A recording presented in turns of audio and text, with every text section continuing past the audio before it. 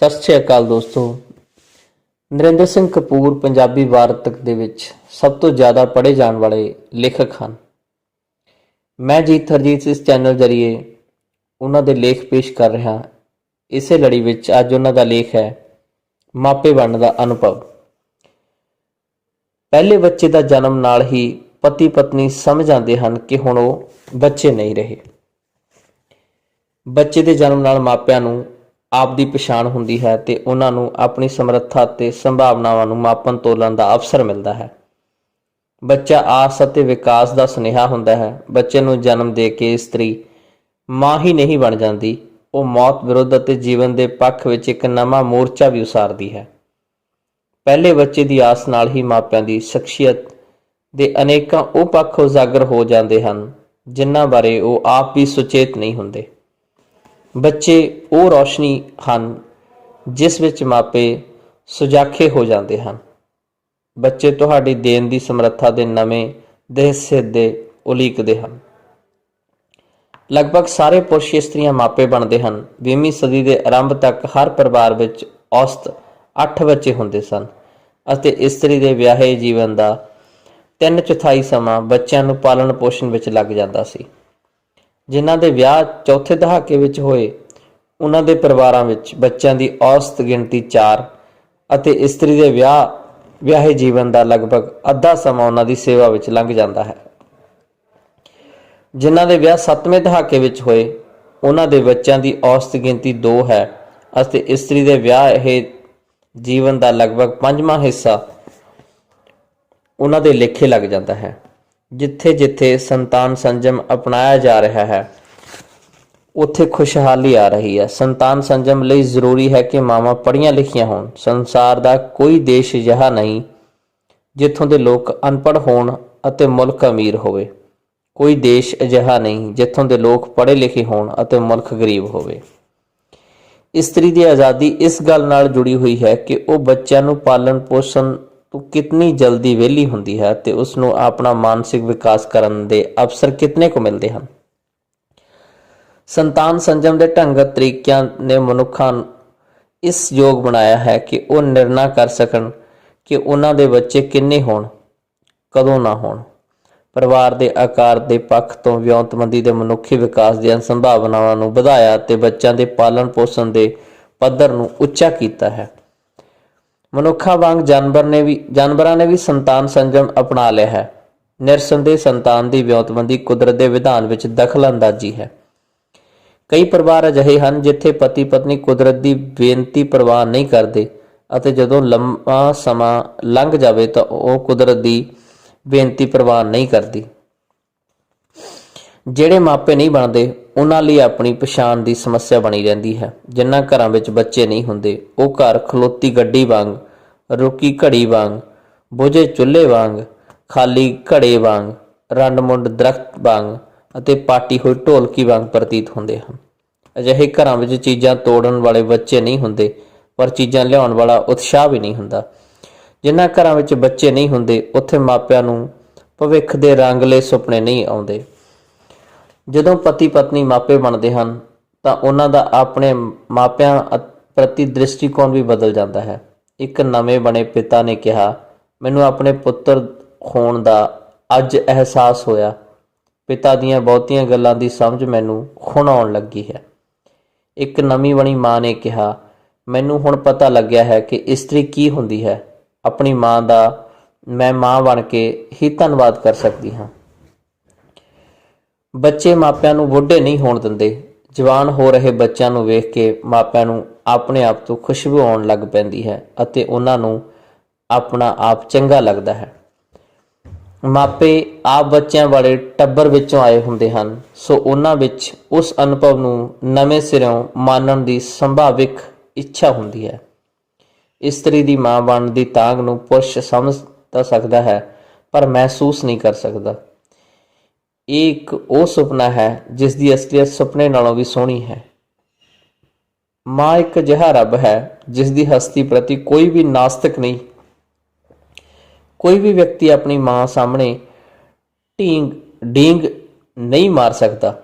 ਇਸ ਸੰਸਾਰ ਵਿੱਚ ਹੀ ਉਹ ਵਿਅਕਤੀ ਹੁੰਦੇ ਹਨ ਜਿਨ੍ਹਾਂ ਨੂੰ ਉਹਨਾਂ ਦੇ ਜਨਮ ਤੋਂ ਲੈ ਕੇ ਆਪਣੇ ਮਰਨ ਤੱਕ ਅਸੀਂ ਪੂਰੀ ਤਰ੍ਹਾਂ ਜਾਣਦੇ ਹੁੰਦੇ ਹਾਂ।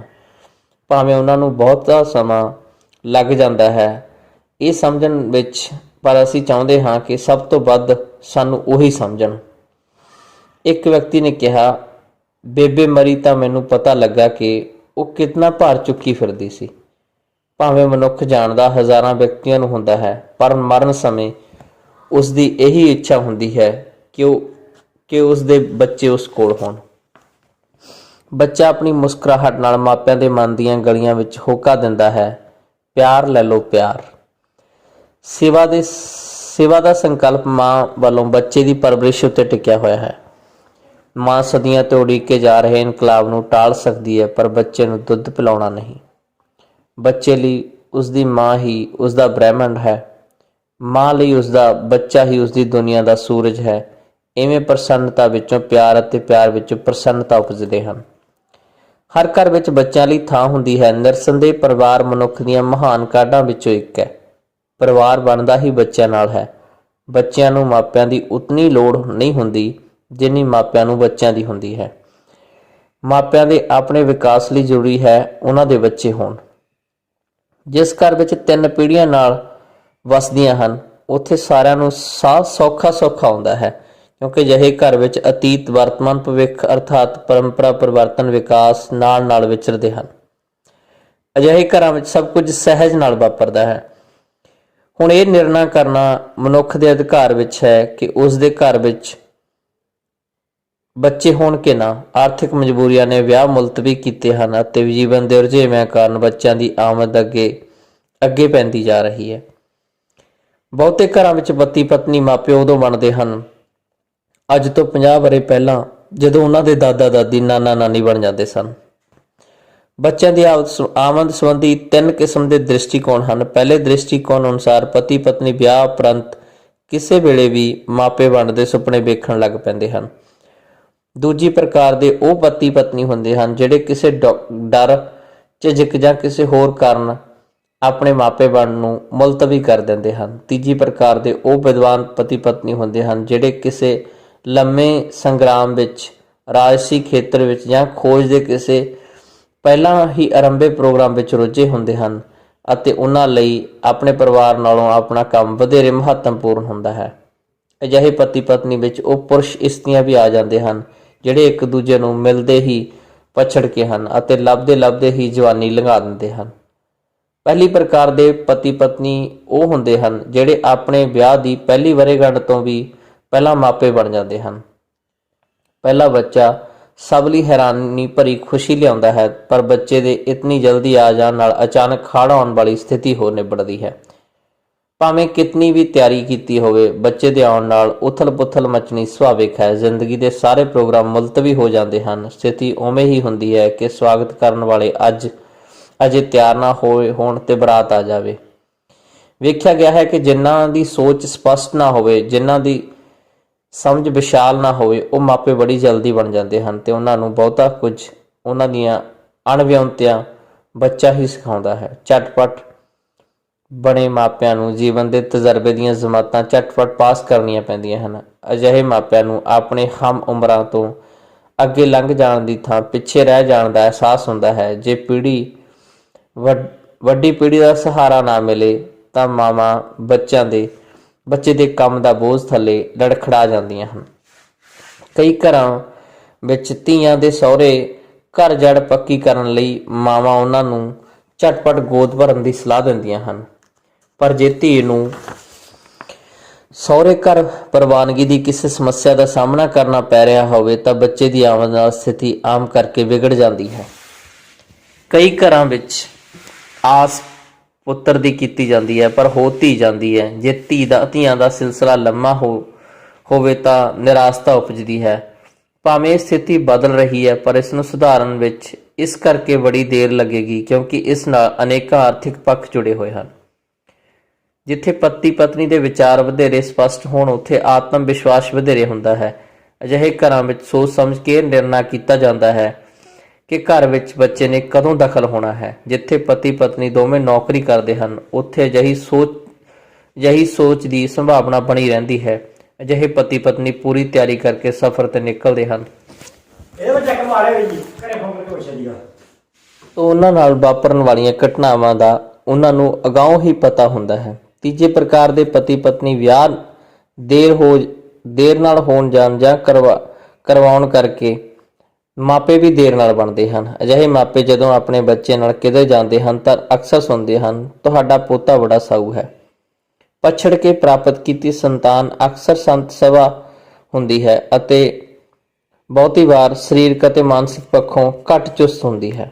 ਅਜਿਹੇ ਬੱਚੇ ਮਾਪਿਆਂ ਨਾਲੋਂ ਵੀ ਵਧੇਰੇ ਗਹਿਰ ਗੰਭੀਰ ਹੋ ਜਾਂਦੇ ਹਨ। ਅਜਿਹੇ ਬੱਚਿਆਂ ਨੂੰ ਇਹ ਸ਼ਿਕਾਇਤ ਰਹਿੰਦੀ ਹੈ ਕਿ ਉਹਨਾਂ ਦੇ ਮਾਪੇ ਉਹਨਾਂ ਨਾਲ ਕਦੀ ਖੇਡਦੇ ਨਹੀਂ।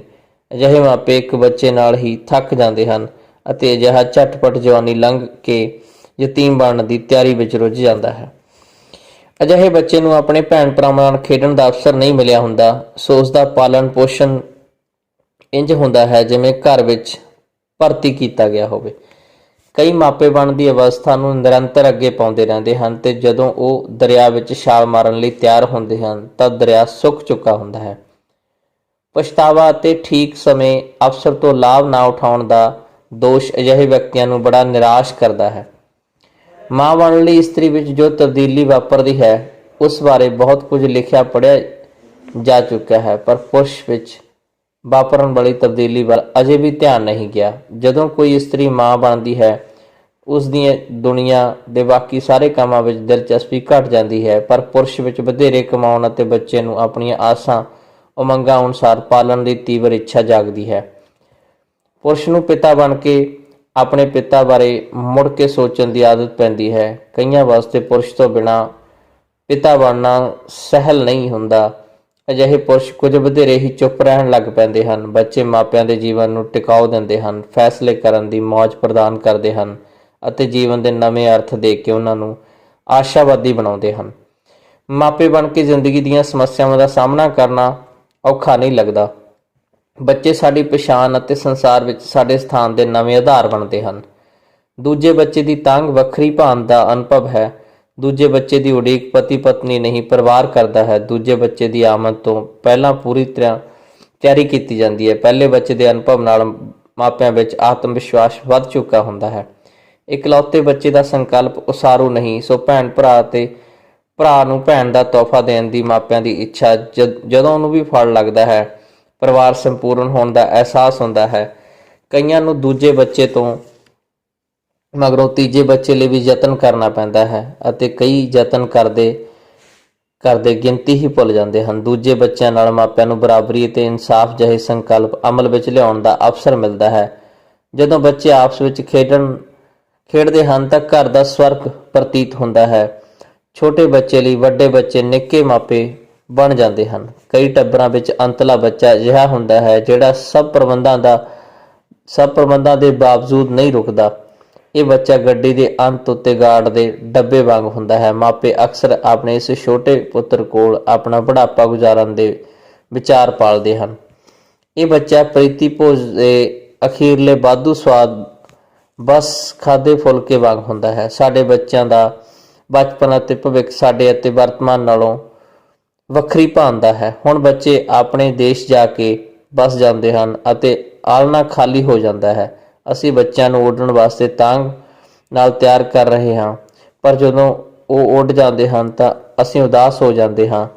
ਰੌਣਕ ਦੇ ਦਿਨਾਂ ਤੋਂ ਮਗਰੋਂ ਇੱਕ ਉਦਾਸੀ ਪਸਰ ਜਾਂਦੀ ਹੈ, ਖਾਲੀ ਆਲਣੇ ਵਾਲੀ ਉਦਾਸੀ। ਦਾਦਾ ਦਾਦੀ ਨਾਨਾ ਨਾਨੀ ਬਣਨਾ ਸਾਡਾ ਅਧਿਕਾਰ ਵਿੱਚ ਨਹੀਂ ਹੁੰਦਾ। ਅਸੀਂ ਤਾਂ ਉਡੀਕ ਹੀ ਸਕਦੇ ਹਾਂ। ਜਦੋਂ ਬੱਚੇ ਦੂਰ ਚਲੇ ਜਾਣ ਤਾਂ ਬਾਕੀ ਦੀ ਉਡੀਕ ਹੀ ਰਹਿ ਜਾਂਦੀ ਹੈ। ਲੰਮੀ ਉਡੀਕ, ਉਮਰ ਨਾਲੋਂ ਵੀ ਲੰਮੀ ਉਡੀਕ, ਧੁੰਦਲੀਆਂ ਅੱਖਾਂ ਵਾਲੀ ਉਡੀਕ। ਦੋਸਤੋ, ਲੇਖ ਤੁਹਾਨੂੰ ਕਿਸ ਤਰ੍ਹਾਂ ਦਾ ਲੱਗਿਆ, ਇਸ ਬਾਰੇ ਆਪਣੀ ਪ੍ਰਤੀਕਿਰਿਆ ਜ਼ਰੂਰ ਦਿਓ। ਚੌਹਾਨ ਇੰਟਰਟੇਨਮੈਂਟ, ਤੁਹਾਡਾ ਆਪਣਾ, ਤੁਹਾਡੇ ਲਈ।